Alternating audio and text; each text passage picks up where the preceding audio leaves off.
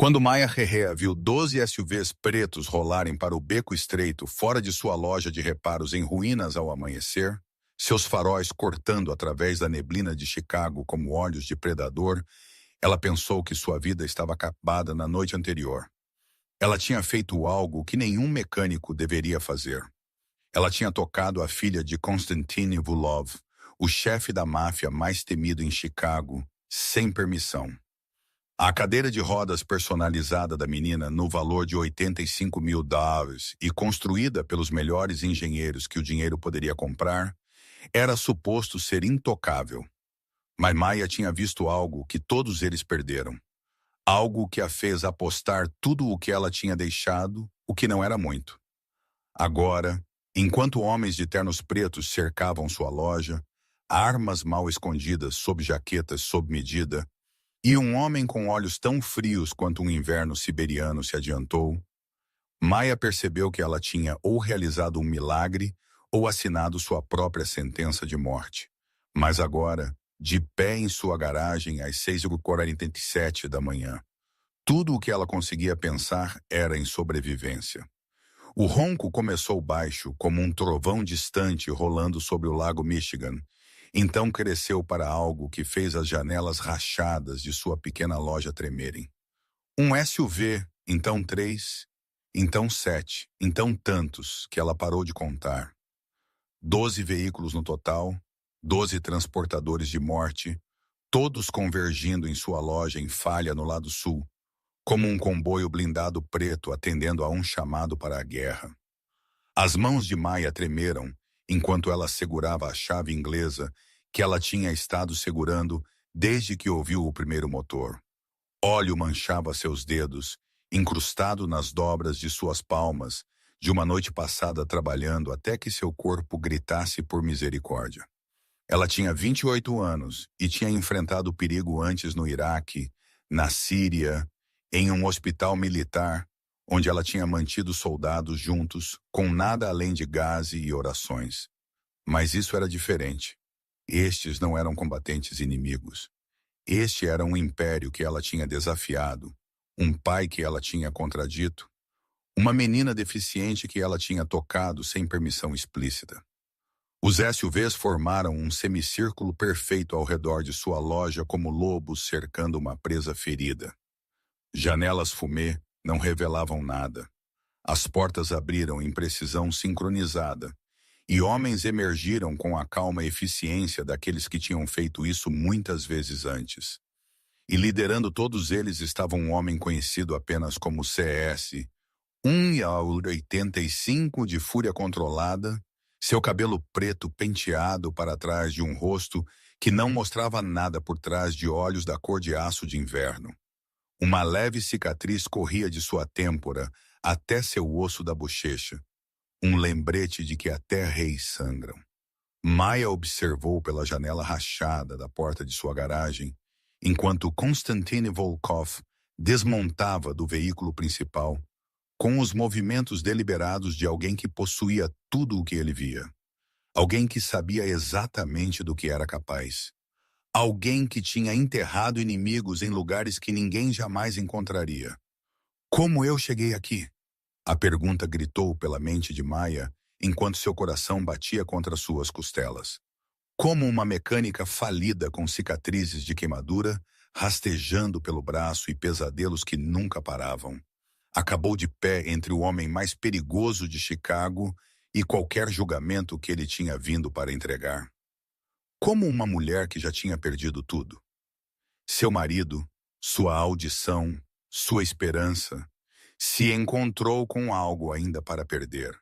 A resposta, ela sabia, estava em um único momento de verdade 14 horas antes. Um momento em que ela tinha visto algo que todos os outros tinham perdido. Um momento em que ela tinha escolhido compaixão sobre o medo. Um momento em que ela tinha apostado tudo em sua capacidade de ver o que os outros não podiam, de ouvir o que as máquinas estavam tentando dizer, de entender que o equipamento mais caro do mundo não significava nada se ninguém se desse ao trabalho de perguntar a uma menina de 14 anos onde doía. Antes de mergulharmos no que acontece a seguir, Se você aprecia histórias sobre pessoas comuns que arriscam tudo para fazer o que é certo, por favor, curta este vídeo e inscreva-se em nosso canal. Compartilhe isso com alguém que precisa acreditar que às vezes a coisa mais corajosa que você pode fazer é dizer a verdade a um homem poderoso. Agora, vamos voltar para onde tudo começou. Para entender o que Maia fez, você tem que entender quem Maia era. E para entender isso, você tem que entender que sua loja não era apenas um negócio. Era uma tábua de salvação. O último fio a segurá-la a um mundo que tinha tentado quebrá-la de todas as maneiras possíveis. Os reparos de Raya ficavam na beira do lado sul de Chicago, um lugar onde as luzes da rua piscavam e o aluguel ficava barato porque ninguém queria morar lá. As paredes estavam rachadas. O telhado vazava sempre que a chuva vinha forte. No entanto, as ferramentas de Maia estavam arranjadas com precisão quase obsessiva. Essa era a contradição de Maia Reyes. Ela estava falida, mas não estava quebrada. Não onde importava mais. Para entender por que esta pequena loja significava tudo para ela, você tinha que entender o que ela tinha sobrevivido. Ela não tinha memórias de seus pais biológicos. Eles foram mortos em um acidente de carro quando ela tinha 8 anos, deixando-a e seu irmão de 3 anos, Noah, no sistema de assistência social de Illinois. Os próximos 10 anos foram um inferno. 7 famílias adotivas diferentes, algumas indiferentes, algumas violentas. Maia aprendeu a proteger Noah com seu próprio corpo, a levar os golpes destinados a ele porque Noah era diferente. Ele era autista, mal falava e via o mundo através de números e formas que ninguém mais entendia. Quando Maia completou 18 anos, ela assinou seus papéis de alistamento em seu aniversário. Não por patriotismo, mas porque os militares pagavam. E esse dinheiro poderia manter Noah em uma instalação de cuidados decente, em vez de ser jogado como lixo. Ela se tornou uma enfermeira de campo de batalha e serviu 6 anos, 2 implantações para o Iraque e uma para a Síria. Em hospitais de campo cheios de sangue e gritos, Maia aprendeu a lição mais importante de sua vida. Ela aprendeu a ver o que os outros perdiam. Um batimento cardíaco irregular quando a máquina dizia que estava tudo bem. Uma ferida escondida sob a pele que não estava sangrando. Um soldado que disse que não sentia dor, mas estava lentamente morrendo por dentro. Foi também onde ela encontrou Jacob. Jacob Reyes, um mecânico de veículos militares cujo sorriso a fazia esquecer que eles estavam de pé no meio do inferno. Eles se casaram em uma pequena cerimônia na base, testemunhada apenas por seus colegas soldados. 2 curtos anos de felicidade. Então tudo acabou uma tarde fora de Damasco. O comboio em que eles estavam viajando atingiu um IED. Maia estava no banco de trás, Jacob na frente. Quando ela viu o flash, Jacob já tinha virado e jogado seu corpo sobre o dela para protegê-la da explosão. Ele morreu em seus braços 37 segundos depois. Seu sangue ensopando seu uniforme. Seus lábios se movendo com palavras que ela não conseguia ouvir porque seus ouvidos estavam zumbindo pela pressão. Ela sobreviveu com uma cicatriz de queimadura que ia do ombro direito até o braço, perda auditiva completa no ouvido esquerdo e pesadelos que nunca paravam. Mas Jacob não. Depois de deixar o serviço, Maia voltou para casa com as mãos vazias e um coração estilhaçado. O VA negou a maioria de seus pedidos, dizendo que seus ferimentos não eram graves o suficiente. Pelos próximos 8 meses, ela viveu no caminhão velho de Jacob, tomava banho em postos de gasolina, comia comida enlatada e tentava não deixar a escuridão engoli-la. Algumas noites, ela sentava com a arma de Jacob em suas mãos, imaginando se continuar ainda tinha algum significado. Então ela pensou em Noah. Ele ainda precisava dela. Ele ainda esperava todo mês, seus olhos se iluminando quando via sua irmã. Se ela morresse, quem pagaria pelos seus cuidados? Quem garantiria que ele não fosse maltratado? Quem se lembraria que ele amava a torta de maçã, mas odiava a crosta? Então Maia se levantou novamente. Ela usou suas últimas economias para abrir esta pequena loja de reparos, onde ela aplicou tudo o que havia aprendido. Como ouvir máquinas, como ver problemas antes que se tornassem desastres, como consertar o que os outros diziam que não podia ser consertado. Na parede da loja, ela pendurou uma única fotografia. Jacob de uniforme, sorrindo para ela através da lente. Todas as manhãs, ela olhava para ele e falava com ele como se ele ainda estivesse lá. E todas as manhãs ela se lembrava que sobreviver não era sem sentido, que suas mãos ainda podiam fazer algum bem, que talvez um dia ela encontraria uma razão para acordar sem ter que se forçar. Naquela quinta-feira de manhã, 24 horas antes que 12 SUVs pretos cercassem sua loja, Maia acordou no sofá rasgado no canto da garagem, com dor correndo por todo o seu corpo. Ela tinha dormido lá, em vez do apartamento alugado no andar de cima, porque na noite anterior ela estava muito exausta para subir as escadas. A luz do sol da manhã escorregou pela moldura da porta e caiu sobre a fotografia de Jacob na parede. Ela olhou para ele e sussurrou como fazia todos os dias. Mais um dia, meu amor. Ainda estou tentando. Então ela viu uma folha de papel rosa colada na porta de vidro, carimbada em letras em negrito, com um aviso de despejo. O proprietário tinha vindo enquanto ela estava dormindo. 3 meses de aluguel não pago. Ela tinha 7 dias para pagar ou sair. Maia pegou o papel, dobrou-o e o enfiou no bolso da calça jeans. Como se escondê-lo pudesse fazer o problema desaparecer. Ela sabia que não iria. Apenas adicionava peso à pilha crescente de dívidas esmagando seus ombros. Seu telefone vibrou. Greenfield Care, a instalação onde Noah vivia. Maia hesitou por um segundo antes de atender porque ela sabia que eles nunca ligavam com boas notícias. A voz da administradora era fria e distante. Senhora Reyes, precisamos discutir a conta. Os pagamentos de Noah estão 2 meses atrasados. Se não recebermos o pagamento antes do final do mês, teremos que transferi-lo para uma instalação pública. Maia sentiu como se alguém a tivesse socado no peito. Uma instalação pública significava corredores com poucos funcionários e indiferença. Um lugar onde Noah seria deixado em um canto porque ninguém entendia como se comunicar com ele.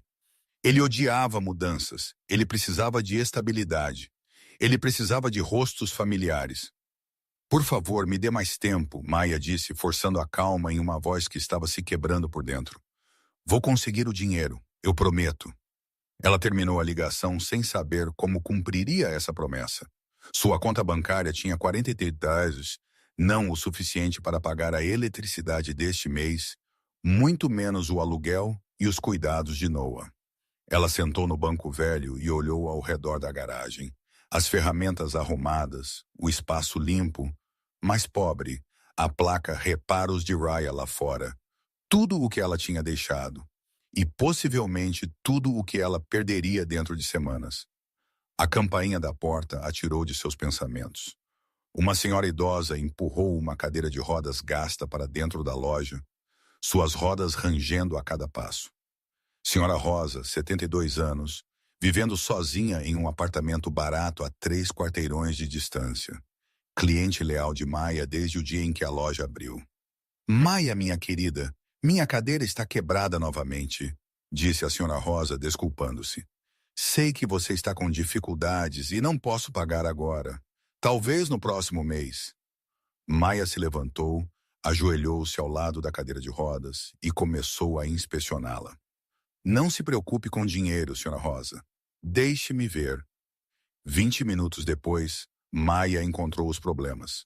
Rolamentos gastos, freios desalinhados, um parafuso solto que poderia ter feito a roda voar a qualquer momento. Ela consertou tudo, substituindo peças quebradas por usadas de seu estoque, sem cobrar um centavo. Quando a senhora Rosa tentou colocar uma nota de 20 reais em sua mão, Mia balançou a cabeça. Guarde para seus remédios. Não posso tirar dinheiro de comida de idosos. A senhora Rosa olhou para ela, olhos marejados pela idade e emoção. Sabe quem você me lembra? Meu avô. Ele também era mecânico. Ele costumava dizer: máquinas não mentem, pessoas mentem, mas máquinas não. Se você ouvir, as máquinas te dirão tudo. Maia sorriu, seu primeiro sorriso do dia. É o que eu acredito também, Sr. Rosa. Máquinas não traem. Elas não abandonam ninguém. Quando algo quebra, sempre há uma razão e sempre uma maneira de consertá-lo. O problema é que a maioria das pessoas não ouve. A senhora Rosa saiu e Maia ficou sozinha novamente com seus pensamentos. Ela olhou para as contas não pagas, sentiu o aviso de despejo em seu bolso, então olhou para a fotografia de Jacob. Talvez ela tivesse que fechar a loja. Talvez ela vivesse no caminhão novamente. Mas pelo menos hoje ela tinha ajudado alguém. E às vezes era tudo o que ela podia fazer. Ela não sabia que em apenas algumas horas um SUV estacionaria lá fora e mudaria tudo. No final daquela tarde, enquanto Maia limpava o óleo de suas mãos e se preparava para fechar a loja, ela ouviu um motor.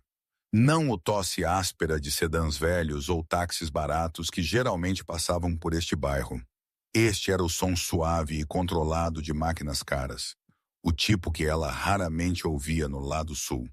Ela levantou os olhos e viu um SUV preto brilhante estacionado diretamente em frente à sua loja, suas janelas fumê, escondendo tudo lá dentro. Anos de instintos de sobrevivência em campo de batalha fizeram Mia tensionar instantaneamente. Nesta área, carros caros nunca traziam boas notícias. A porta abriu. 2 homens de ternos pretos saíram primeiro, seus olhos varrendo o beco com a atenção de homens treinados para detectar ameaças. Então um terceiro homem emergiu do banco do passageiro da frente. Ele era alto, ombros largos, cabelo grisalho bem cortado, seu rosto esculpido como granito com olhos frios e penetrantes. Ele usava um terno cinza escuro perfeitamente ajustado, e a maneira como ele se postava o marcava como alguém acostumado a dar ordens, não a ouvir um não. Alex Petro, embora Mia ainda não soubesse seu nome, a mão direita de Konstantin Vulov, o homem que havia enterrado mais inimigos do que Maia, tinha anos de vida. Mas o que chamou a atenção de Maia não foram os homens assustadores. Foi a menina que eles trouxeram do banco de trás. Uma menina de cerca de 14 anos sentada em uma cadeira de rodas elétrica futurista, como se tivesse saído de uma exposição de tecnologia.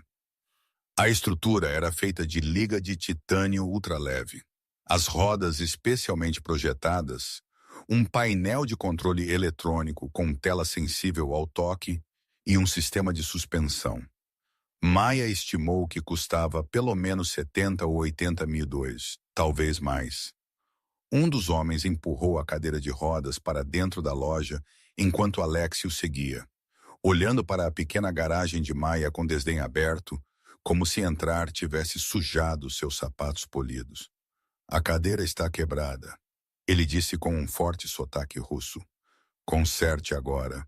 Não faça perguntas. Não diga a ninguém.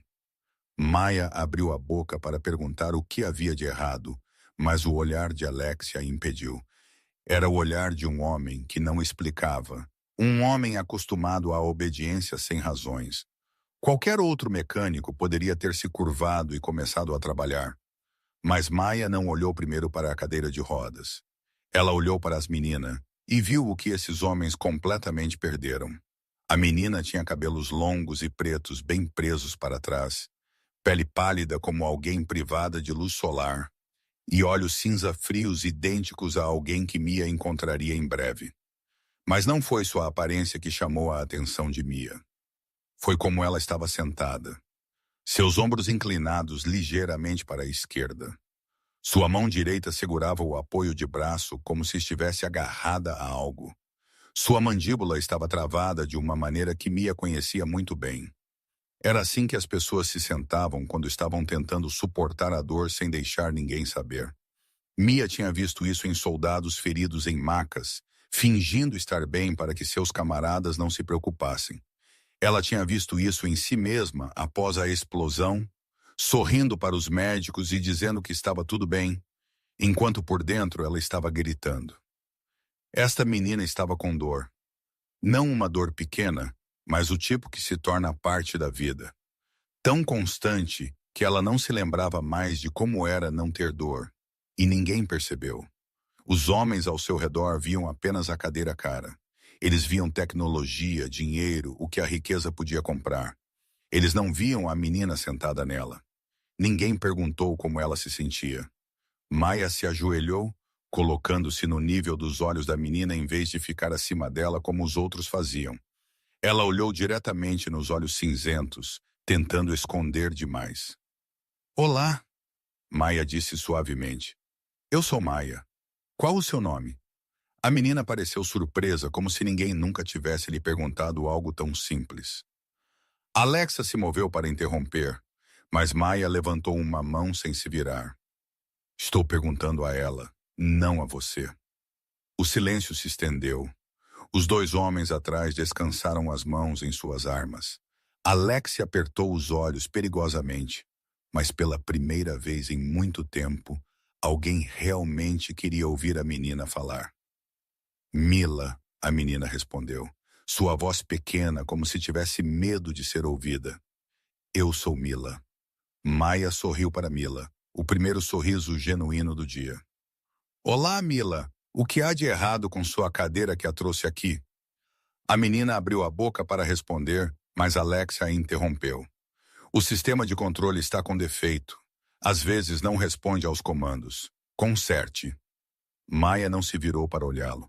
Ela manteve os olhos em Mila, observando como a menina reagia à resposta de Alexis, e ela viu exatamente o que estava procurando. Ma não acenou em concordância. Ela também não balançou a cabeça em discordância. Ela simplesmente silenciou, olhos cinzentos baixos como se estivesse acostumada a que outros falassem por ela, acostumada a que ninguém pedisse sua opinião. Mila, Maia disse, sua voz gentil, mas firme. Você pode me dizer onde sua cadeira dói? Alexa se aproximou. Eu já te disse o sistema de controle. Você é surda? Maia se levantou e se virou para encará-lo. Pela primeira vez, ela olhou diretamente nos olhos desse homem perigoso sem piscar. Eu te ouvi, mas não estava perguntando a você. Eu estava perguntando a ela porque ela é quem está sentada nessa cadeira todos os dias. Ela sabe o que há de errado, não você. O silêncio se intensificou. Os dois guardas atrás dele deslizaram suas armas de seus coldres, ainda não apontando, mas a mensagem era inconfundível. Alexia apertou os olhos, sua mandíbula endurecendo. Antes que alguém pudesse se mover, uma pequena voz falou. Não é o sistema de controle. Todos se viraram para Mila. Ela estava tremendo, suas mãos agarrando os apoios de braço tão firmemente que seus nós dos dedos ficaram brancos. Mas pela primeira vez em muito tempo, alguém realmente queria ouvi-la falar. E ela não ia perder. O sistema de controle funciona bem, Mila continuou, sua voz ainda pequena, mas mais clara agora. O problema é que eu estou com dor onde dói. Maia se ajoelhou novamente, sua voz tão gentil quanto quando falava com Noah. Em todo lugar, Mila engoliu, seus olhos se enchendo, minhas costas, meus quadris, minhas pernas, mesmo que eu não possa mais sentir minhas pernas. Toda vez que a cadeira se move, toda vez que uma roda passa por uma rachadura na estrada, parece que alguém está enfiando agulhas na minha coluna. Mas não me é permitido dizer nada porque meu pai pagou tanto dinheiro. Porque esta é a melhor cadeira. Porque os engenheiros disseram que é perfeita. Se eu ainda sinto dor, significa que o problema sou eu, não a cadeira. Ela conhecia esse sentimento. Ela sabia como era ser dito que você não estava ferido o suficiente para importar. Ser dito que seus ferimentos não eram graves o suficiente. Ser dito que se você ainda estava sofrendo, era porque você não estava se esforçando o suficiente. Há quanto tempo você sente dor? Maia perguntou. Desde que peguei esta cadeira. Quase 3 anos, Mila sussurrou, sua voz embargada. Mas eu não posso contar ao meu pai. Ele perdeu minha mãe por minha causa. Se eu o decepcionar novamente. Maia não entendeu o que significava perder a mãe por sua causa, mas ela deixou isso de lado para depois. Agora, ela precisava se concentrar no que importava. Você me deixará verificar sua cadeira? Mila acenou com a cabeça. Maia começou a trabalhar. Ela não olhou para o sistema de controle como Alex exigia. Em vez disso, ela tocou cada parte da cadeira com as mãos treinadas para ouvir as máquinas. Ela fechou os olhos, sentindo, medindo com intuição mais do que ferramentas, e os encontrou. Os defeitos que os engenheiros brilhantes com diplomas de universidades prestigiadas haviam perdido. A inclinação do assento estava errada em 2 graus, forçando a coluna de Ma a uma posição antinatural o dia todo. O encosto foi projetado para uma curva espinhal média, mas a coluna de Ma se curvou de forma diferente após sua lesão. O sistema de suspensão era muito rígido para o peso de seu corpo, transformando cada solavanco na estrada em um impacto direto em sua coluna. O apoio para os pés foi posicionado alguns centímetros errado, tirando os quadris de Ma do alinhamento a cada minuto de cada hora de cada dia por 3 anos. Maia se levantou e olhou para Alex. O medo se foi, substituído por uma raiva fria. Esta cadeira, ela disse calmamente, foi projetada para uma pessoa deficiente média. Mas Mila é uma média. Seu corpo é diferente. Sua lesão é diferente. Seus engenheiros mediram tudo. Mas eles nunca perguntaram como ela se sentia. Eles projetaram para dados, não para um ser humano. Esta cadeira de 85 mil dólares a tem torturado a cada segundo que ela se senta nela. Alex respondeu friamente. Você está dizendo que os maiores especialistas da Europa estão errados, e alguma mecânica insignificante deste cortiço está certa. Maia não recuou. Estou dizendo que esses especialistas nunca tiveram que se sentar na cadeira que projetaram. E eu sei o que é sentir uma dor que ninguém acredita. Ela se virou para Mila. Eu posso consertar, mas preciso de tempo. E preciso que eles me deixem fazer do meu jeito. Alex pegou seu telefone e discou um único número.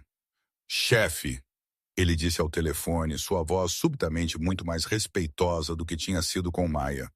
Há algo que você precisa ver. Você precisa vir aqui agora. 20 minutos depois, mais 3 SUVs pretos pararam em frente à loja. O ar pareceu cair 10 de agosto no momento em que a primeira porta abriu. Maia não precisou de uma introdução para saber quem era o homem que saía. Konstantin Vulov se movia como se possuísse não apenas esses veículos, mas este beco, este bairro, talvez a cidade inteira. 1,85, ombros largos em um terno de 3 peças grafite perfeitamente ajustado, cabelo preto penteado para trás de um rosto tão frio e afiado quanto gelo esculpido. Uma leve cicatriz corria de sua têmpora até seu osso da bochecha, e seus olhos cinzentos fixaram-se em Maia com a intensidade de um homem acostumado a ver os outros se ajoelharem. Os olhos de Mela eram assustadoramente semelhantes aos de seu pai.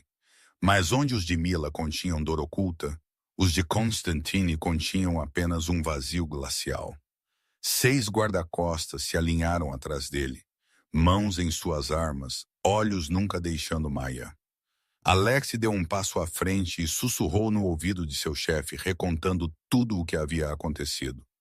Mia não conseguia ouvir as palavras, mas ela viu a mandíbula de Constantine a apertar a cada frase.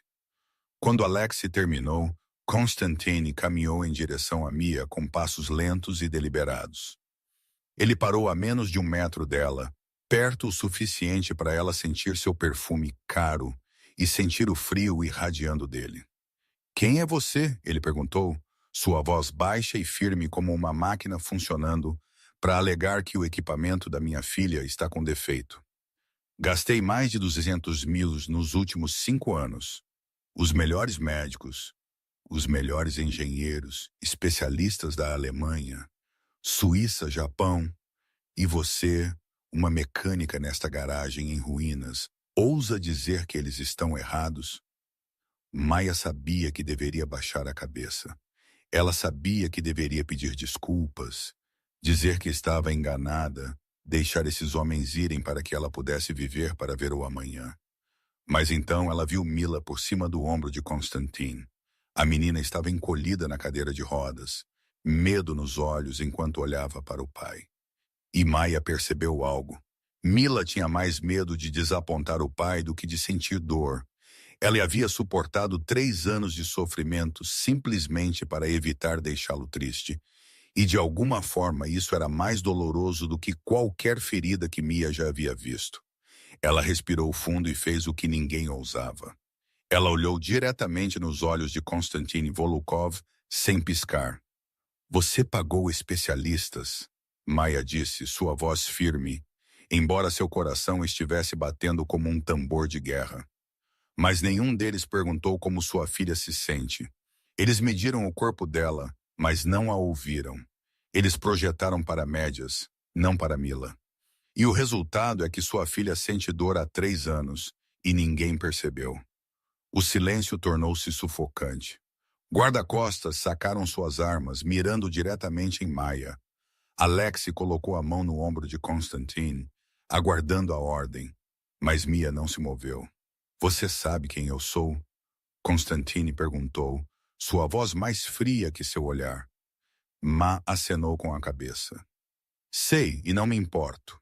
Só me importo que sua filha esteja sofrendo e ninguém está disposto a ver isso. Constantine deu um passo mais perto. O espaço entre eles agora apenas alguns centímetros. Você não tem medo de morrer? Maia lembrou das noites em que ela sentava com a arma de Jacob em suas mãos. Lembrou dos 8 meses vivendo em um caminhão, imaginando se valia a pena acordar no dia seguinte. Lembrou do que era perder tudo e não ter mais nada a perder. Eu morri 5 anos atrás na Síria. Ela respondeu calmamente. Em uma explosão que levou meu marido e parte da minha alma. O que você vê de pé aqui é o que resta. Tentando fazer algo certo antes que eu realmente vá embora. Então, não tenho medo de morrer. Só tenho medo de não fazer nada significativo antes que isso aconteça. Pela primeira vez, Maia viu algo mudar nos olhos de Constantine. Não calor, nem misericórdia, mas curiosidade. Como se ele nunca tivesse conhecido alguém como ela antes.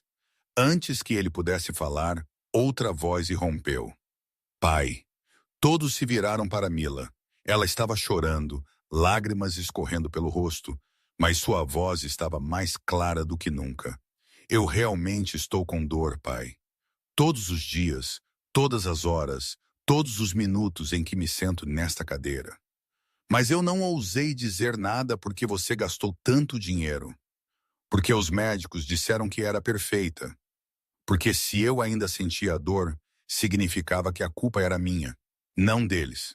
Constantine ficou paralisado. Maia viu a parede de gelo em seu rosto rachar pela primeira vez, revelando o que estava por baixo. Dor, culpa, o medo de um pai percebendo que havia falhado sem saber.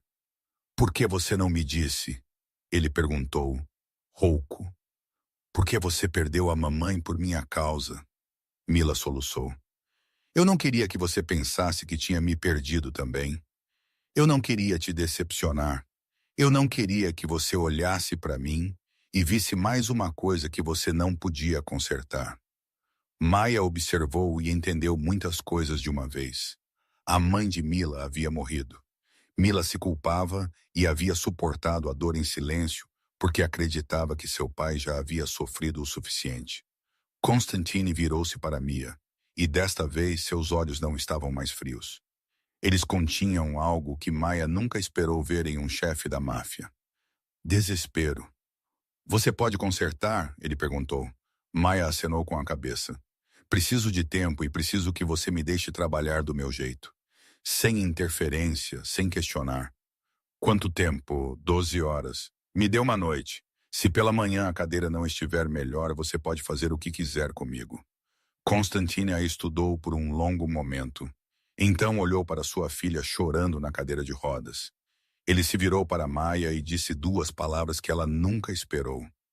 12 horas. Então ele arrastou uma cadeira do canto da garagem e sentou a alguns metros de distância. Eu ficarei aqui, observando você trabalhar. Se você estiver certa, eu te devo. Se você estiver errada, ele parou, não precisando terminar. Maya entendeu o resto. Ela olhou para a cadeira de rodas de 85 mil dólares, para a menina de 14 anos que tinha sofrido por 3 anos, para o chefe da máfia, colocando sua vida nas mãos de 12 horas que passavam. Então ela pegou suas ferramentas e começou a trabalhar. Mila foi levada por Alexi para a sala de trás para descansar, mas não conseguiu dormir. Ela deitou no sofá velho de Maya, seus olhos seguindo cada sombra que passava pela porta. Mia a ajudou a se transferir para uma cadeira de rodas sobressalente e surrada que ficava guardada. Um equipamento barato, sem tecnologia moderna, mas pelo menos um que não causava dor. Então ela voltou para a cadeira de 85 mil dólares e começou o trabalho real. Ela a desmontou peça por peça. Primeiro, o revestimento externo de liga de titânio, depois o sistema de controle eletrônico, placas de circuito, fiação, sensores. Mia trabalhou com foco absoluto, suas mãos se movendo com a mesma precisão que ela uma vez teve em hospitais de campo, cortando soldados feridos enquanto eles sangravam. Constantine sentou-se em silêncio em uma cadeira a alguns metros de distância, olhos cinzentos nunca a deixando por um segundo. Seus guarda-costas tinham se retirado para fora por sua ordem, deixando apenas Alexi de pé no canto como uma estátua. Mas Maya não os notou. Para ela, havia apenas a cadeira de rodas e os segredos que ela estava escondendo. 1 hora se passou em silêncio. Então Maya alcançou a estrutura do assento e o som de metal encontrando metal ecoou firmemente pela garagem silenciosa. Essa cicatriz, a voz de Constantine de repente quebrou o silêncio. Você a pegou da explosão que mencionou? Maya pausou por um segundo, então continuou trabalhando. Ela não olhou para ele. Sim. Ela puxou a manga mais para cima, revelando toda a cicatriz de queimadura que ia do ombro, quase até o cotovelo. A pele estava enrugada, descolorida, irregular, como cera de vela derretida e endurecida novamente. Combustível incendiou, ela disse calmamente, como se estivesse contando a história de outra pessoa. Meu marido me empurrou para fora do centro da explosão. Ele pegou quase tudo. Eu só peguei a borda do fogo, o suficiente para lembrar para sempre. Constantine ficou em silêncio por um longo momento. Seu marido morreu, Jacob. O nome dele era Jacob. Maya parou e olhou para a fotografia na parede. Ele morreu em meus braços. 37 segundos. Tempo suficiente para eu ver a luz desaparecer de seus olhos. Tempo suficiente para ele tentar dizer algo que eu não conseguia ouvir porque meus ouvidos estavam zumbindo. Tempo suficiente para eu entender que ele escolheu me salvar em vez de si mesmo. Ela voltou ao seu trabalho, suas mãos tremendo ligeiramente, mas ainda precisas. Às vezes eu gostaria que ele tivesse escolhido diferente. Eu gostaria que ele tivesse vivido e eu tivesse morrido. Pelo menos ele saberia como seguir em frente. Eu não. Eu só estou existindo, não realmente vivendo. Constantine se levantou e se aproximou da bancada. Ele não a tocou, mas ficou perto o suficiente para ela sentir sua presença. Eu entendo esse sentimento, ele disse, sua voz mais baixa agora, despojada de sua frieza habitual. Minha esposa morreu 5 anos atrás em uma tentativa de assassinato destinada a mim. A Rena estava ao meu lado quando eles abriram fogo. Ela caiu em meus braços, seu sangue encharcando meu terno, e eu não pude fazer nada além de vê-la partir. Maya levantou os olhos pela primeira vez, encontrando os olhos de Constantine, não com desafio ou medo, mas com compreensão.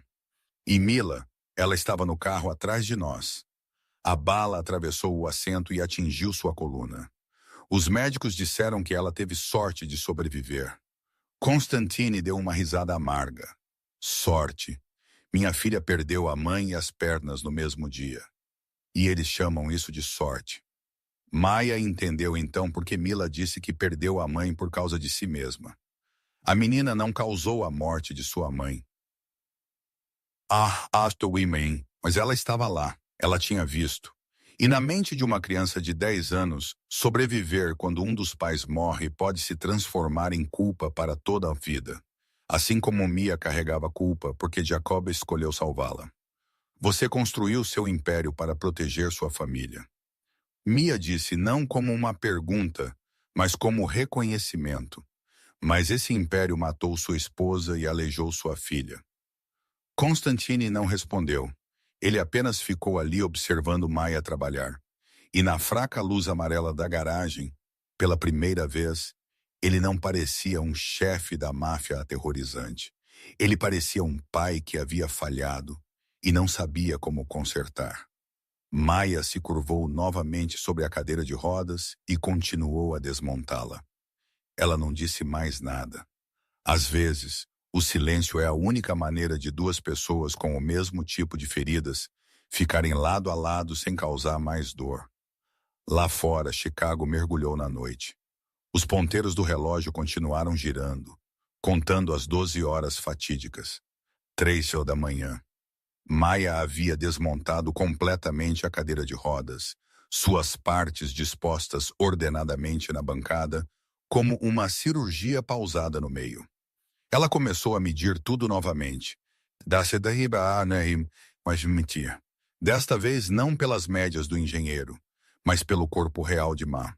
Ela observou como a menina se sentava, como se inclinava, como sua coluna se curvava, como seu peso estava distribuído de forma desigual. Ela mediu com seus olhos, suas mãos, a intuição de alguém que passou a vida inteira ouvindo o que máquinas e corpos estavam tentando dizer. Constantine ainda estava sentado ali, recusando-se a sair, apesar de Alexio ter repetidamente insistido para descansar. Ele observou Mia trabalhar com o mesmo foco que geralmente reservava para negociações de vida ou morte. Ela amava a música, ele disse de repente, como se estivesse falando mais para si mesmo do que para Maia. A Rena, minha esposa, ela tocava piano. Todas as noites antes de Mila ir dormir, ela tocava uma peça, a mesma, a canção de Ninar de Brahms. Maia não parou de trabalhar, mas ela ouviu. Depois que Irena morreu, Constantine continuou. Mila recusou-se a ouvir música. Ela não deixava ninguém tocar piano em casa. O quarto com o piano da minha esposa está trancado há 5 anos. Eu não tenho coragem de entrar. E Mila também não.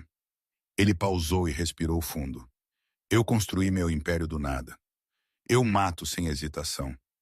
Faço toda Chicago me temer, mas não consigo entrar naquele quarto. Não consigo olhar para o piano sem ver as mãos dela nas teclas. Não consigo ouvir música de piano sem ouvir tiros logo depois. Maia olhou para ele. Na luz fraca da garagem, às 3 da manhã, Konstantin Volkov não parecia o chefe da máfia mais poderoso de Chicago. Ele parecia um homem que havia perdido demais e não sabia como parar de perder mais. Gastei mais de 200 mais, ele disse amargamente. Os melhores médicos, as melhores cirurgias, a cadeira de rodas mais cara. Eu pensei que o dinheiro poderia consertar tudo. Eu pensei que se eu pagasse o suficiente, minha filha não sentiria dor. Mas por 3 anos, ela sentiu dor todos os dias, e eu nunca soube porque nunca perguntei. Ele olhou para as suas mãos. Mãos que haviam estrangulado homens, assinado sentenças de morte, construído um império. Eu sou o pior pai do mundo. Maia largou suas ferramentas e encontrou seus olhos. Você não é um pai ruim. Você é um pai que não sabe ouvir. Há uma diferença. Um pai ruim não se importa se seu filho está com dor. Você se importa. Você apenas não sabe perguntar. E Mila te ama o suficiente para suportar a dor em vez de te decepcionar. Isso não é fracasso. Isso é um mal-entendido. E mal-entendidos podem ser consertados. Constantine a estudou por um longo momento, e pela primeira vez naquela noite, Maia já viu o canto de sua boca levantar ligeiramente. Não um sorriso, apenas a sombra de um sorriso que havia morrido há muito tempo tentando viver novamente. Você falou comigo como se eu não pudesse te matar a qualquer momento. Maia encolheu os ombros. Se você quisesse me matar, já o teria feito. O fato de você ainda estar sentado aqui ouvindo significa que você não me quer morta. Você quer que sua filha pare de sentir dor, e isso te torna diferente de monstros reais. Ela voltou ao trabalho e o tempo continuou passando. 4 da manhã. 5. Maia remontou a cadeira de rodas com ajustes que nenhum livro didático ensinava. Ela mudou o ângulo do assento. 2 graus poderiam significar a diferença entre dor e conforto. Ela remodelou o encosto para corresponder à curva espinhal única de Ma. Após a lesão, ela substituiu o sistema de suspensão por um mais macio, adequado ao peso leve do corpo da menina. Ela moveu o apoio para os pés alguns centímetros, apenas o suficiente para que os quadris de Ma não fossem mais desalinhados. Pequenas mudanças, mas essas foram exatamente o que os brilhantes engenheiros haviam perdido. Eles projetaram para médias. Maia projetou para Mila. 6h15 da manhã, o amanhecer começou a escorregar pela porta enquanto Maia apertava o parafuso final. Ela se endireitou, suas costas doendo, olhos ardendo de exaustão, mas a cadeira de rodas diante dela estava inteira novamente. Está feito, ela disse rouca. Traga Mila. Alex foi para a sala dos fundos e voltou com Mela na velha cadeira de rodas reserva. Ela não tinha dormido a noite toda, seus olhos vermelhos e inchados de chorar. Mas quando viu sua própria cadeira totalmente remontada, ela parecia mais ansiosa do que esperançosa. 3 anos de dor tinham ensinado Mila a não esperar coisas boas, toda vez que alguém prometia ajudar. Ela tinha sido decepcionada novamente. Ela tinha aprendido a não ter esperança para não ser mais esmagada.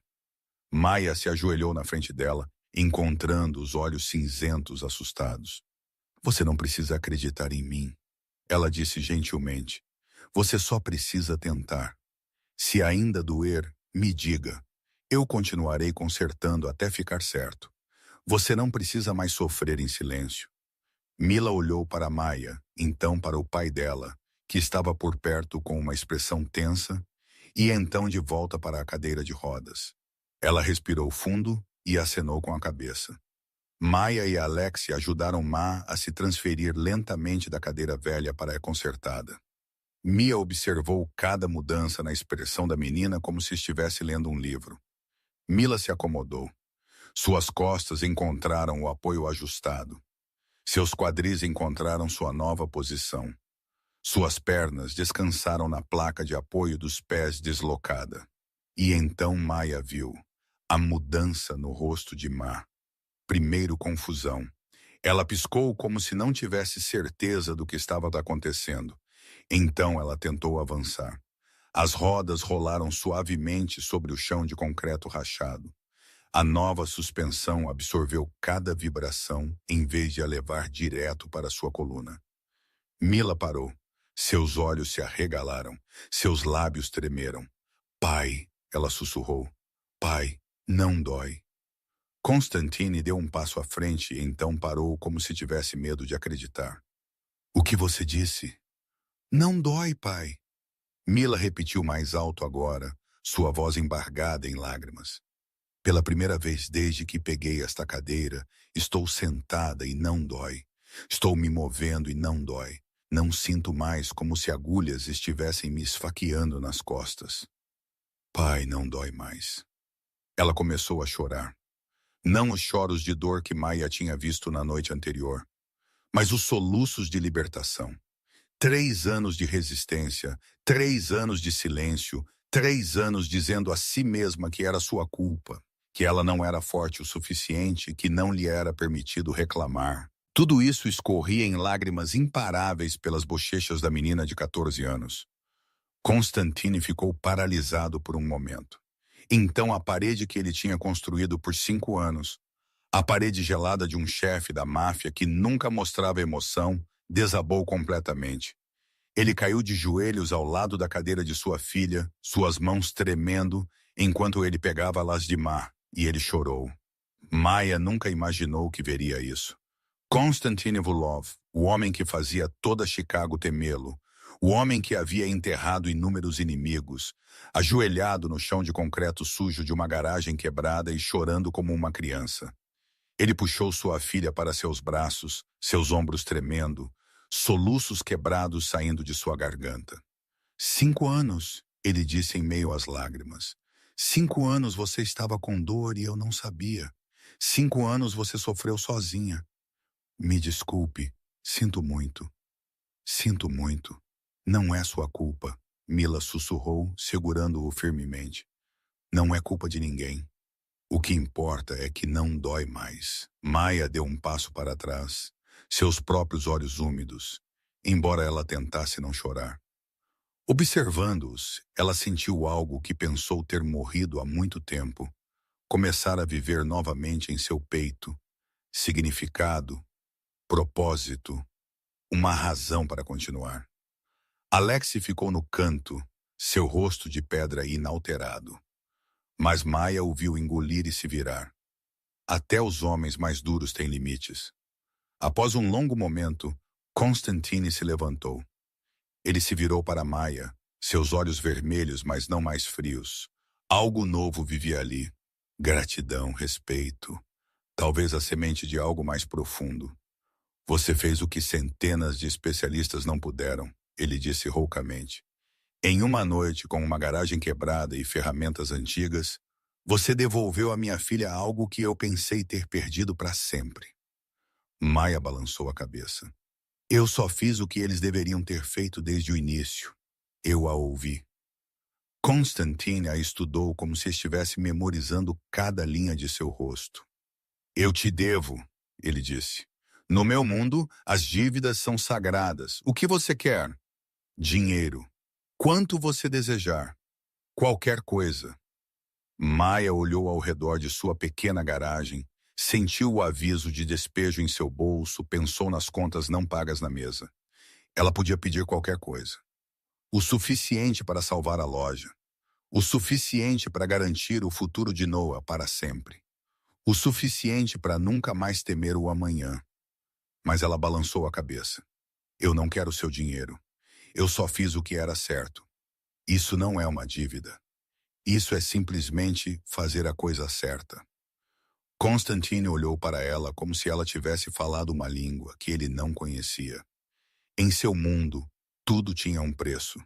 Ninguém agia sem motivo. Ninguém recusava dinheiro quando era oferecido. Você é a primeira pessoa a me dizer isso, ele disse lentamente. E realmente quis dizer. E agora voltamos para onde a história começou. Na manhã seguinte, 6h47, Maia estava em sua garagem, sua mão segurando uma chave inglesa, olhando para 12 SUVs pretos cercando sua loja. Ela não tinha dormido depois que Konstantin e Mila partiram na noite anterior. Ela tinha sentado no banco velho, olhando para a fotografia de Jacob, imaginando se ela tinha feito a coisa certa ou errada. Se recusar o dinheiro de um chefe da máfia era nobre ou tolo. Se algo mudaria, ou se ela ainda perderia a loja, perderia Noah, perderia tudo dentro de semanas. Então ela ouviu os motores e seu coração pulou uma batida. 12 SUVs, dezenas de homens de ternos pretos, armas escondidas sob jaquetas, uma formação como lobos cercando a presa. Maia pensou que este era o momento em que ela morreria. Ela pensou que Konstantin poderia ter mudado de ideia, que um chefe da máfia não podia permitir que ninguém soubesse que ele tinha chorado, tinha se ajoelhado, tinha mostrado fraqueza. Ela apertou o aperto na chave inglesa, não porque acreditasse que poderia protegê-la, mas porque ela precisava se agarrar a algo para não tremer. A primeira porta do SUV abriu. Konstantin saiu e Maia viu o que ela nunca esperava. Ele estava carregando flores. Um buquê brilhante de girassóis amarelos nas mãos de um homem que tinha matado mais pessoas do que ela podia contar. A imagem era tão absurda que ela não sabia como reagir. Constantine entrou na garagem, colocou as flores em sua bancada de trabalho e olhou ao redor da pequena sala com uma expressão diferente da noite anterior. Sem desprezo, sem julgamento, apenas respeito. Você recusou meu dinheiro, ele disse. Mas você não pode recusar proteção. Limpa a garganta. A partir de hoje, esta loja está sob minha proteção. Qualquer um que te tocar enfrentará toda minha força. Maya abriu a boca para objetar, mas Constantine levantou a mão. Não estou pedindo sua opinião. Isso não é uma oferta, é uma decisão. Ele acenou para Alexei, que deu um passo à frente e colocou uma pasta de couro na mesa. Quando abriu, Maya viu pilhas grossas de dinheiro. Este é o pagamento pelo trabalho da noite passada, disse Constantine. Não me diga que você não quer. Eu não me importo com o que você quer. Este é o valor do que você fez. Você merece ser paga. Pegue. Antes que Maya pudesse responder, Alexa colocou uma pasta de arquivo ao lado. Eu investiguei você, Constantine continuou. Eu sei sobre seu irmão, Noah. Greenfield Care, 2 meses atrasados. Maya sentiu o sangue congelar em suas veias. Ele a tinha investigado. Ele limpa a garganta. Sabia sobre Noah. Ele sabia de sua maior fraqueza. Ela pensou em 100 maneiras que ele poderia usar essa informação para controlá-la, para forçá-la, para transformá-la em uma marionete. Mas o que ele disse a seguir a deixou congelada. Eu contatei o Lakewood Special Care Center em North Shore, a melhor instalação em Illinois para autismo. Eles têm um lugar para Noah. Todas as despesas foram pagas permanentemente. Maya não conseguia falar. Lakewood. Ela tinha ouvido falar. Ela tinha sonhado em enviar Noah para lá em suas noites mais escuras. O custo anual era mais do que seus ganhos de vida. E Constantine acabara de dizer que pagou por isso para sempre. Por quê? Ela sussurrou. Porque você deu à minha filha algo que eu não poderia comprar com dinheiro. Constantine respondeu. Você deu a Mila uma voz. Você a viu. Você a tratou como um ser humano em vez de um problema a ser consertado. Ele se aproximou, olhos cinzentos fixos nos dela. E você me deu a chance de ver minha filha sorrir pela primeira vez em 5 anos. Você sabe quando Mila sorriu pela última vez? Quando sua mãe ainda estava viva. Você devolveu aquele sorriso à minha filha. Nenhuma quantidade de dinheiro é suficiente para retribuir isso, mas eu posso tentar. Lágrimas escorreram pelo rosto de Maya antes que ela pudesse pará-las. Ela pensou em Noah, esperando todos esses anos com os olhos se iluminando sempre que ela o visitava. Pensou nele vivendo em algum lugar onde as pessoas o entendiam. Cuidavam dele adequadamente, davam a ele uma chance de crescer, em vez de apenas existir. Pensou em não mais ficar acordada à noite preocupada com contas médicas. Obrigada, ela disse suavemente. Foi tudo o que ela conseguiu dizer. 2 palavras. Mas Constantine entendeu. Ele acenou com a cabeça. E pela primeira vez, Maya o viu sorrir. Não o sorriso frio de poder, mas o sorriso de um pai que havia encontrado a esperança novamente. Mila quer te visitar, ele disse. Ela quer aprender como você trabalha. Eu a trarei se você concordar. Maya olhou para ele, então para os girassóis, então para a pasta de dinheiro, então para o arquivo de Lakewood. Ela não sabia o que o futuro traria, mas pela primeira vez em muito tempo, ela sentiu que poderia haver um futuro. 3 meses se passaram como um sonho que Maya mal ousava acreditar que era real. Os reparos de Raya não eram mais uma garagem em ruínas à beira da apreensão. Constantine havia enviado pessoas para reformar tudo, trocando o telhado, repintando as paredes, instalando portas de vidro sólido. Mas ele manteve a placa antiga porque Maya insistiu. Esta ainda é minha loja, ela disse a ele. Eu aceito ajuda, mas não quero que se torne outra coisa. Constantine concordou sem discussão e Maya percebeu que isso era algo que ele raramente fazia por alguém. Notícias da mecânica que havia consertado uma cadeira de rodas de $85.000 durante a noite se espalharam rapidamente pela comunidade de deficientes de Chicago. Primeiro veio um veterano com uma perna protética mal ajustada enviada por amigos. Maya passou 4 horas reajustando todo o dispositivo, e quando o homem deu seus primeiros passos sem dor em 2 anos, ele chorou ali mesmo na loja. Então uma mãe solteira trouxe seu filho de 8 anos com paralisia cerebral. Sua cadeira de rodas, uma doação de um programa de caridade e completamente inadequada. Maya trabalhou a noite toda sem cobrar um centavo. E na manhã seguinte, o menino sorriu pela primeira vez em meses. Pouco a pouco, a loja de Maya tornou-se o lugar onde as pessoas abandonadas pelo sistema vinham. Ela não anunciava. Ela não precisava. A notícia se espalhou e a cada semana, mais pessoas batiam em sua porta com esperança e desespero entrelaçados em seus olhos. Maya ajudou todos que pôde. E para aqueles sem dinheiro, ela não cobrava nada. Constantine sabia disso e não disse nada. Apenas garantiu silenciosamente que a loja estivesse sempre abastecida com peças e ferramentas suficientes.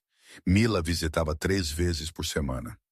No início, ela apenas sentava e observava Maya trabalhar, olhos cinzentos seguindo cada movimento com curiosidade.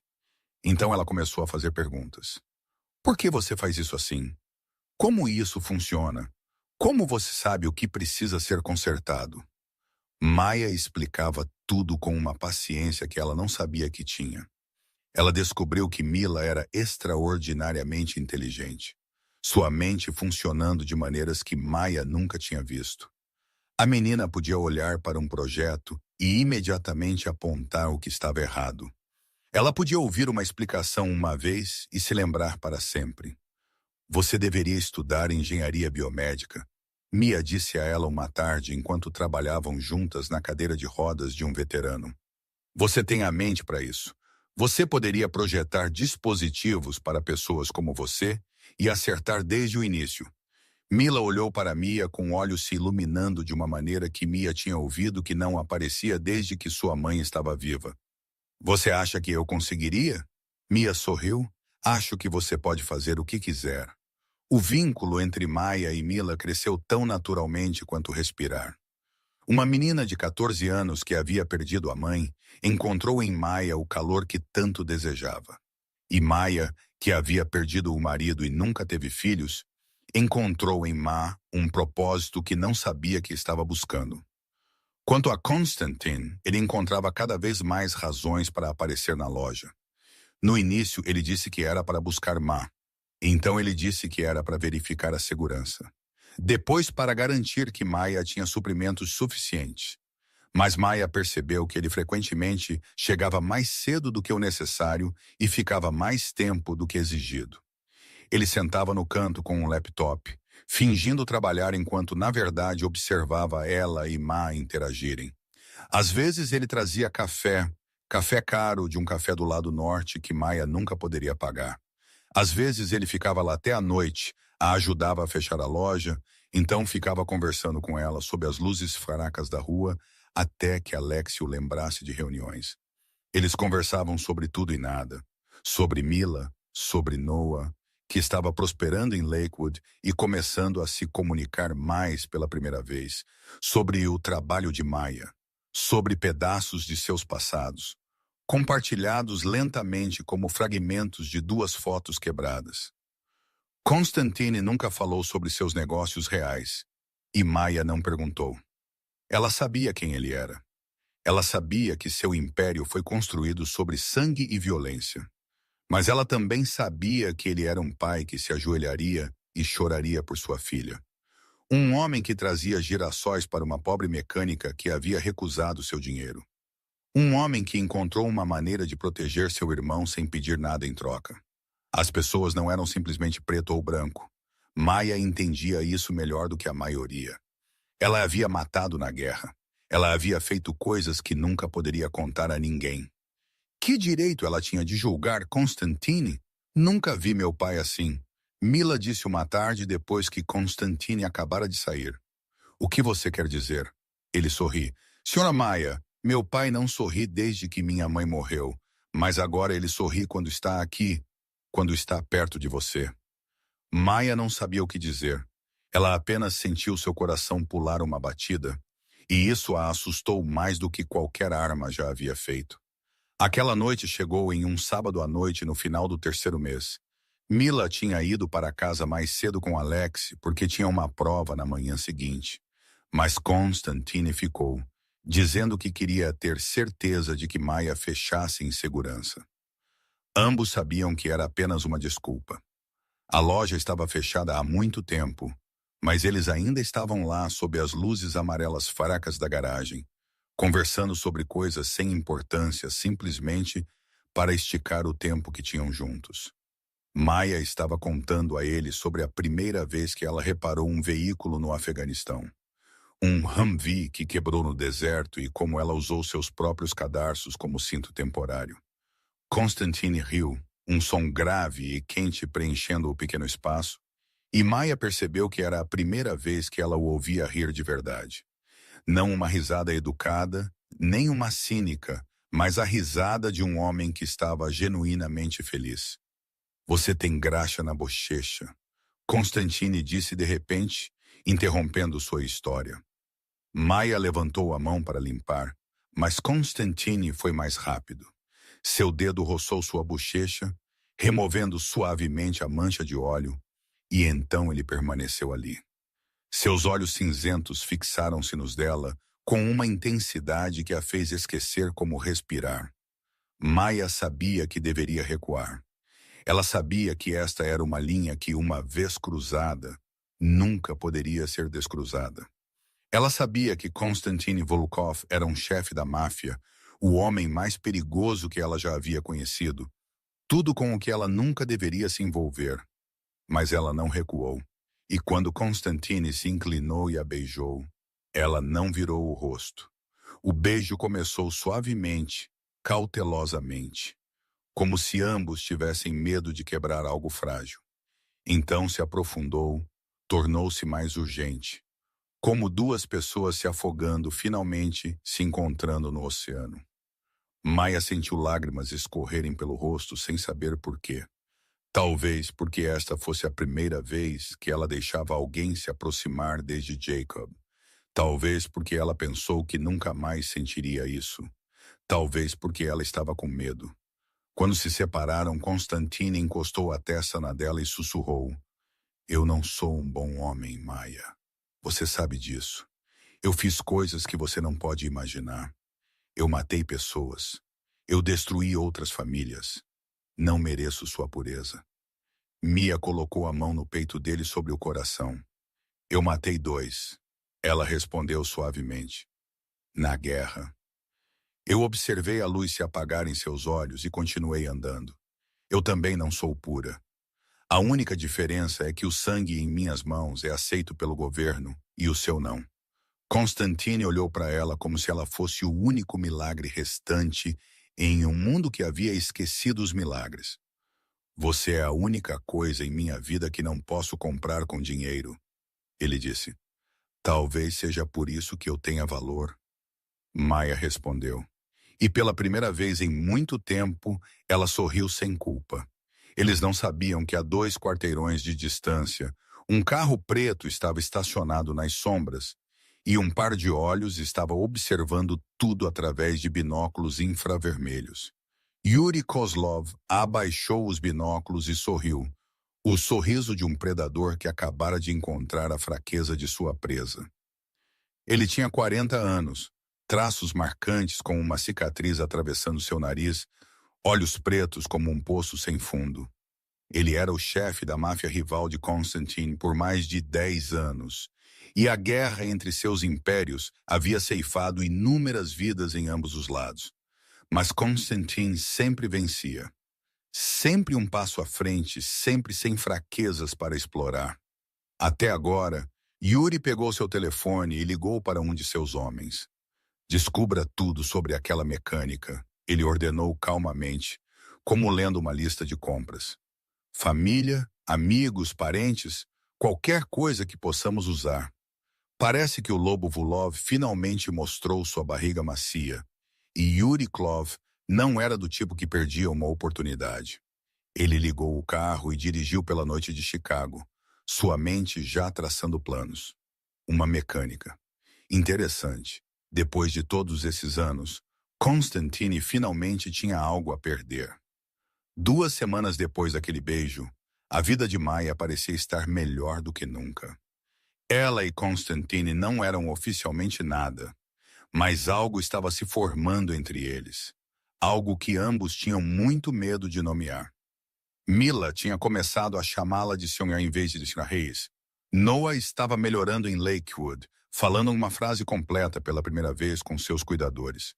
A loja de Mia estava mais movimentada do que nunca e ela tinha contratado 2 veteranos deficientes para a ajudar. Tudo estava finalmente dando certo até aquela manhã. Mia recebeu a ligação de Lakewood às 7h15 da manhã. Senhora Reyes, a voz da gerente tremia na linha. Alguém veio aqui com papéis de transferência. Eles disseram que estavam autorizados por você. Tentamos ligar para confirmar, mas não conseguimos contatá-la. Quando verificamos novamente, eles tinham ido embora. Com Noah, o coração de Maya pulou uma batida. O sangue em suas veias congelou. Quem? Ela perguntou, sua voz estrangulada. Quem levou meu irmão? Eu não sei. Os documentos pareciam válidos. Sinto muito mesmo. Maya não ouviu o resto. Ela desligou e ficou ali na tranquila loja da manhã, sentindo como se alguém tivesse tirado todo o ar de seus pulmões. Noah, seu irmão, a única família que lhe restava, a única pessoa que ela havia jurado proteger com sua vida. Seu telefone vibrou. Um número desconhecido. Ela atendeu com as mãos que não conseguia controlar. Olá, Maya! A voz do homem era desconhecida, carregada de um sotaque russo, profunda e fria como um túmulo. Acho que precisamos conversar. Onde está Noah? Maya gritou. Se você tocar no meu irmão, eu juro que... Seu irmão está seguro por enquanto. A voz a interrompeu. Ele permanecerá seguro se você cooperar. Eu sou Yuri Klov. Talvez você tenha ouvido meu nome de seu novo amante. Maya sabia o nome. Constantine o havia mencionado antes. Não muito, mas o suficiente para ela entender que Yuri era seu inimigo mais perigoso, o homem que o queria morto mais do que qualquer coisa no mundo. O que você quer? Ela perguntou, forçando a calma em uma voz que estava se quebrando. Simples. Quero que você venha me encontrar sozinha. Não conte a Constantine. Não traga guarda-costas. Apenas você. Se eu vir qualquer sinal de que você o contatou, seu irmão morre. Se você chamar a polícia, seu irmão morre. Se você fizer qualquer coisa além de vir aqui sozinha, seu irmão morre. Você entende? Maya entendeu. Ela entendeu melhor do que ninguém. Não era a primeira vez que ela era empurrada para o limite. Não era a primeira vez que ela tinha que escolher entre a vida e a morte. Mas esta era a primeira vez que a vida ameaçada não era a dela. Era a de Noah. O endereço, ela disse. Yuri deu a ela um endereço nos subúrbios do sul de Chicago, uma zona industrial abandonada conhecida como seu território. Você tem 2 horas, ele disse e desligou. Maya ficou lá por um longo momento. O telefone ainda pressionado em seu ouvido, embora a linha estivesse morta. Ela pensou em Constantine, pensou em ligar para ele contando tudo, deixando-o trazer seu exército para salvar Noah. Mas então ela lembrou do aviso de Yuri. Se ele tinha pessoas a observando, e ela tinha certeza que sim, qualquer contato com Constantine poderia matar Noah. E ela pensou em outra coisa. Se Constantine viesse por ela, ele enfrentaria Yuri. Haveria guerra, haveria sangue. E se Constantine morresse por causa dela, se ela se tornasse a razão pela qual Mila perdeu outra pessoa, ela nunca se perdoaria. Jacob já havia morrido por ela uma vez. Ela não podia deixar isso acontecer novamente. Ela não podia deixar outro homem sacrificar sua vida por ela. Maya olhou para a fotografia de Jacob na parede. Sinto muito, ela sussurrou. Estou prestes a fazer a coisa mais estúpida da minha vida. Mas não tenho escolha. Ela pegou o caminhão velho de Jacob atrás da loja, o veículo que ela havia mantido por 5 anos, embora mal funcionasse. Ela se afastou sem olhar para trás, sem deixar uma mensagem, sem contar a ninguém.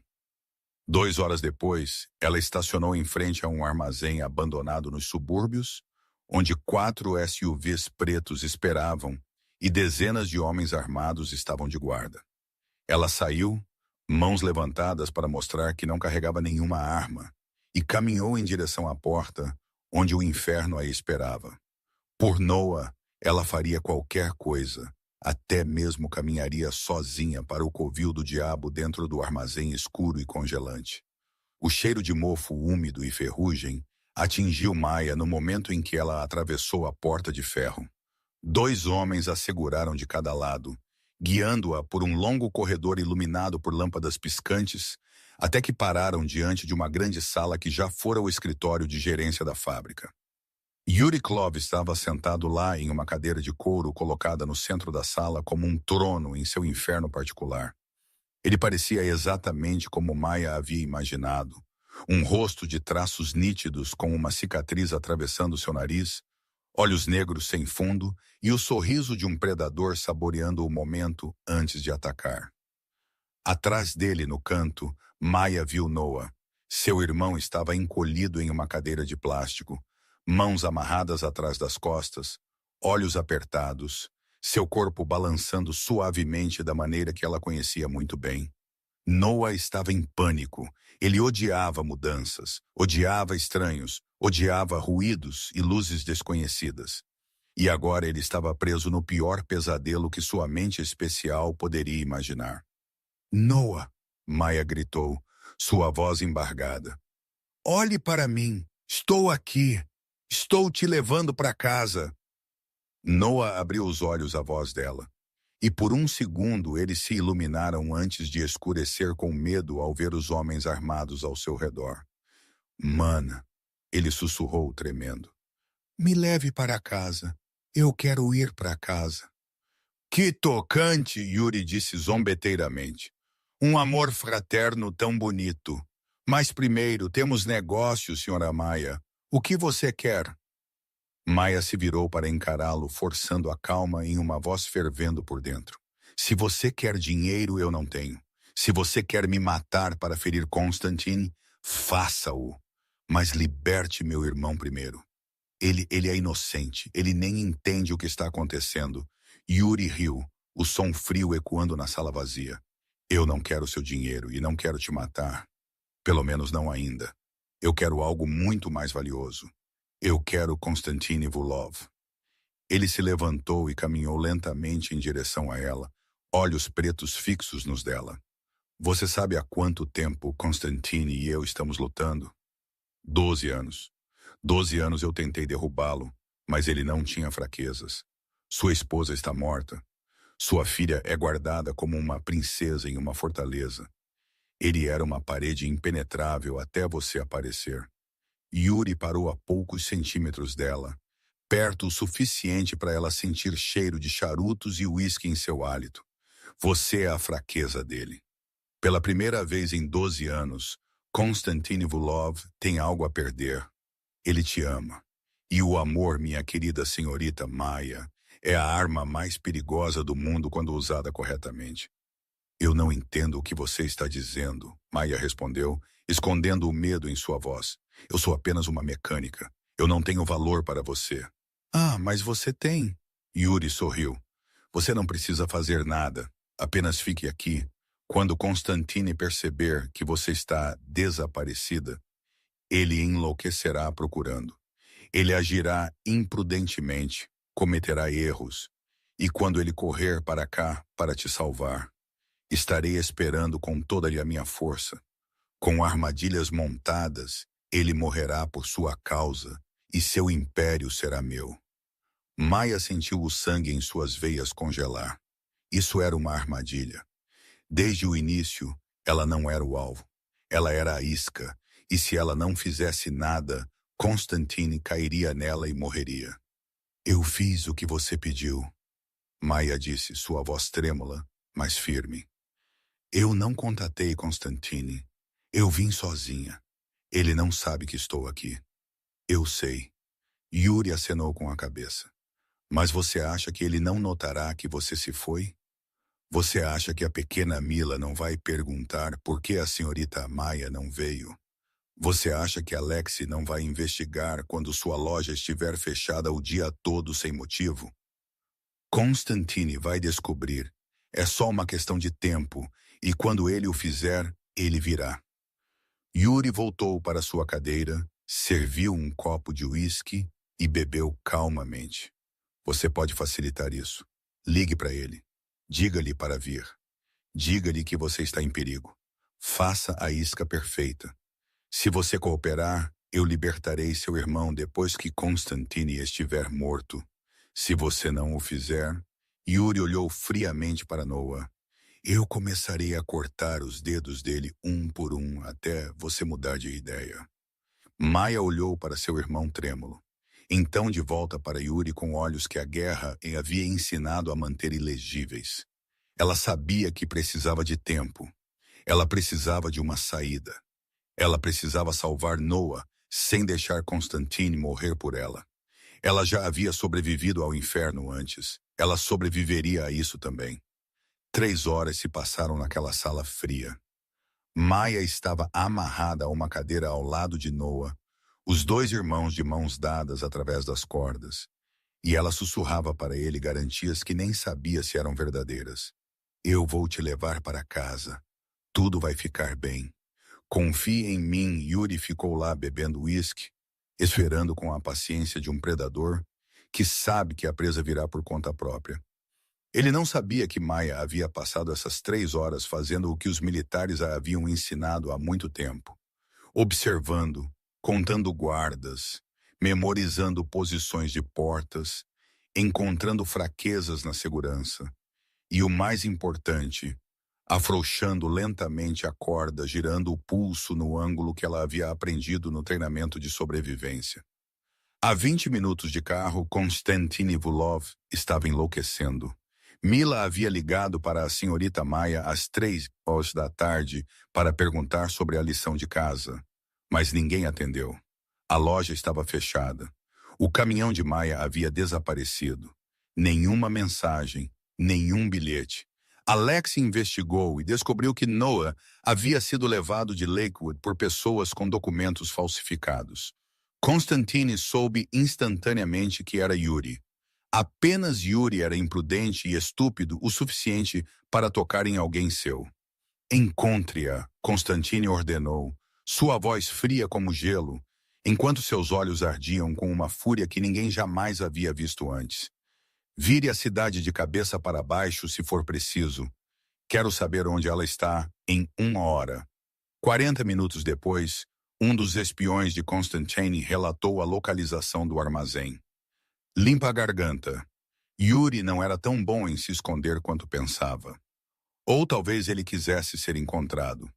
Queria que Constantine caísse na armadilha que ele havia montado. Mas Yuri havia subestimado uma coisa. Konstantin Ivulov não era do tipo que se jogava em uma armadilha sem um plano. E ele não veio sozinho. Ele trouxe um exército. A primeira explosão soou às 18h47 da noite, exatamente 12 horas depois que Maia recebeu a ligação de Yuri. A porta da frente do armazém foi explodida por explosivos. E naquele momento de caos, Maia se moveu. Ela havia afrouxado as cordas o suficiente para libertar uma mão. Ela puxou com força, ignorando a dor, enquanto a pele em seu pulso rasgava e se libertava, enquanto todos ao redor entravam em pânico com o tiroteio lá fora. O guarda mais próximo virou-se com o barulho, mas Maia foi mais rápida. 6 anos de treinamento militar não desapareceram apenas porque ela havia deixado o serviço. Ela chutou o joelho dele, desequilibrando-o, então enrolou a corda solta em seu pescoço por trás.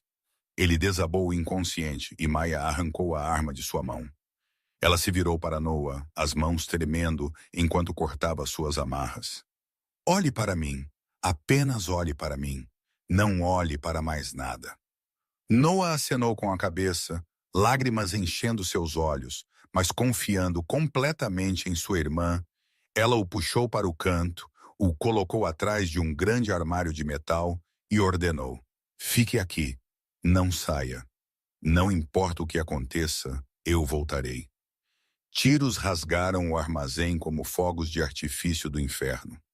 Os homens de Constantine invadiram de 3 direções, e as forças de Yuri estavam sendo subjugadas.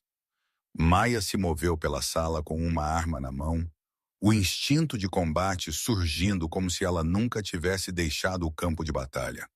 Ela atirou em um homem mirando na porta, então em outro tentando fugir. Sem hesitação, sem medo, apenas instinto de sobrevivência e a vontade de proteger seu irmão. Yuri tentou escapar pela porta dos fundos, mas Maia o interceptou. Ela estava lá, arma apontada para o peito dele, sangue de uma ferida na testa escorrendo pelo rosto, mas sua mão não tremia. A mecânica. Yuri zombou apesar de estar encurralado. Acontece que você não conserta apenas carros. Eu também conserto erros, Maia respondeu, dedo no gatilho, como seu erro de tocar no meu irmão. Antes que ela pudesse atirar, uma voz veio por trás. Maia. Constantine entrou, seu terno caro manchado de sangue, fumaça subindo da arma em sua mão. Seus olhos cinzentos a examinaram da cabeça aos pés, verificando feridas, então fixaram-se em Yuri com fúria ardente. Deixe-me, ele disse calmamente, com uma crueldade que Maia nunca havia ouvido antes. Ele é meu. Mia hesitou por um segundo, então abaixou sua arma e deu um passo para trás. Essa não era a briga dela. Eram 12 anos de guerra entre 2 impérios e ela não tinha o direito de roubar o final que Constantine merecia. Constantine, Yuri disse, ainda tentando parecer calmo, embora seu rosto estivesse pálido. Podemos negociar. Eu tenho informações. Eu tenho dinheiro. Constantine não respondeu. Ele deu um passo à frente e olhou diretamente nos olhos de seu inimigo de toda a vida. Você tocou no que é meu, ele disse, sua voz fria como um inverno siberiano. Você sequestrou o irmão dela. Você ameaçou torturar um homem inocente para forçá-la a me trair. Não há negociação para isso. Yuri abriu a boca, mas o tiro veio primeiro. Um tiro entre os olhos. O chefe da máfia rival desabou no concreto frio, olhos negros fixos na morte. 12 anos de guerra terminaram em um instante. Constantine virou-se para Maia e a parede de gelo em seu rosto se estilhaçou. Ele atravessou a sala e a puxou para seus braços como se tivesse medo de que ela desaparecesse se ele a soltasse. Nunca faça isso de novo, ele sussurrou em seu cabelo, sua voz tremendo. Nunca desapareça sem me dizer. Pensei que tinha te perdido. Pensei que tinha perdido outra pessoa de novo. Meu irmão, Maia disse em meio às lágrimas. Noah ainda está na sala. Constantine acenou para Alexei, que imediatamente foi encontrá-lo. Minutos depois, Noah foi trazido para fora, tremendo e chorando, mas ileso. Maia abraçou seu irmão, lágrimas escorrendo pelo rosto, e pela primeira vez em muitas horas, ela se permitiu respirar. Eles deixaram o armazém na escuridão, deixando o corpo de Yuri e os destroços para os homens de Constantine limparem.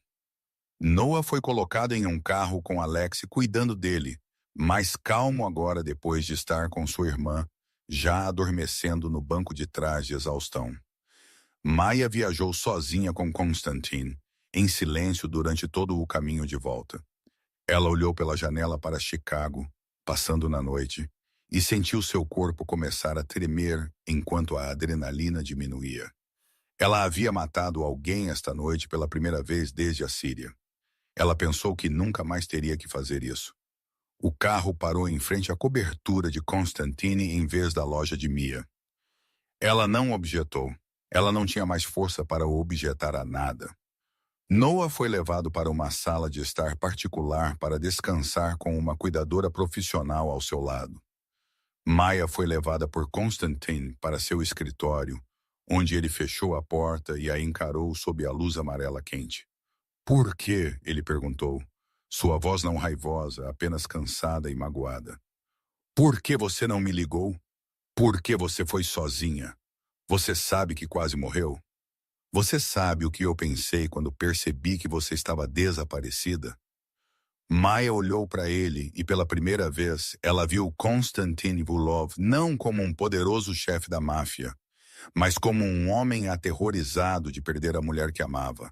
Assim como ela uma vez temera perder Jacob. Assim como ela temia perder Noah. Porque eu não podia deixar você morrer por mim, ela disse em meio às lágrimas. Yuri queria me usar como isca. Ele queria que você corresse para uma armadilha para me salvar. E eu sabia que você faria. Eu sabia que você viria mesmo sabendo que era uma armadilha. Eu não podia deixar isso acontecer. Eu perdi Jacob porque ele escolheu me salvar em vez de si mesmo. Eu não podia sobreviver a isso acontecendo novamente. Eu não podia deixar outro homem morrer por minha causa. Constantine se aproximou, colocou as mãos nos ombros dela e olhou diretamente em seus olhos. Você não decide isso, ele disse firme, mas gentil. Você não decide se eu tenho permissão para me sacrificar por você. Essa é minha escolha, e eu escolherei te salvar sempre. Armadilha ou não, mesmo que eu tenha que enfrentar o mundo inteiro, porque você é a única coisa que me importa além de Mila. Você é o que eu não sabia que precisava até te ter. Lágrimas escorriam pelo rosto de Maya. Ela havia sido forte por muito tempo, sozinha por muito tempo, e agora alguém estava dizendo a ela que ela não precisava ser, e ela não sabia como responder. Estou com medo, ela sussurrou. Tenho medo de te perder. Tenho medo que Mila perca outra pessoa. Tenho medo de ser sua fraqueza e te machucar. Constantine a puxou para seus braços, segurando-a como se ela fosse a coisa mais preciosa do mundo. Você é minha fraqueza, ele admitiu, mas você também é minha força. Antes de você, eu apenas existia. Eu construí um império, destruí inimigos, mas eu não vivia. Você me deu uma razão para viver. Você deu a Mila uma razão para sorrir. Você deu à minha família quebrada uma chance de curar. Eu não vou te perder. Nunca. Ele recuou ligeiramente, segurou o rosto dela e enxugou suas lágrimas. De hoje em diante, você e Noah estão sob minha proteção absoluta.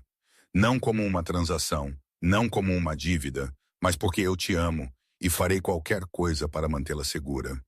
Maya olhou nos olhos cinzentos, cheios de emoções que ele havia escondido por anos. Ela colocou a mão sobre o coração dele e sentiu-o batendo forte. Eu também te amo, ela sussurrou. Eu não sei se é loucura, eu não sei se temos um futuro, mas eu te amo. Constantine se inclinou e a beijou. E naquele momento, dentro da luxuosa cobertura com vista para Chicago à noite, duas almas cicatrizadas finalmente encontraram paz nos braços um do outro. Um ano depois, a vida de Maya Reyes havia mudado de maneiras que ela nunca ousara sonhar. Reyes Repairs não era mais uma pequena garagem no lado sul. Havia crescido para se tornar o maior centro de apoio a equipamentos médicos para pessoas com deficiência em Chicago. Com mais de 20 funcionários, a maioria deles veteranos que, como Maya, uma vez haviam sido abandonados pelo sistema. Eles vinham não apenas para trabalhar, mas para recuperar um propósito, para provar que as feridas não os definiam e para ajudar outros que estavam sofrendo como eles uma vez. Ma ainda trabalhava todos os dias, ainda reparava pessoalmente os dispositivos mais complexos, ainda se ajoelhava para encontrar os olhos de cada paciente e perguntava como eles se sentiam. Ela nunca esqueceu a lição que a cadeira de rodas de Ma lhe ensinou. Até o equipamento mais caro do mundo é sem sentido se ninguém ouve a pessoa que o usa. Noah vivia em um apartamento perto do centro de Maya com cuidadores profissionais presentes 24 horas por dia.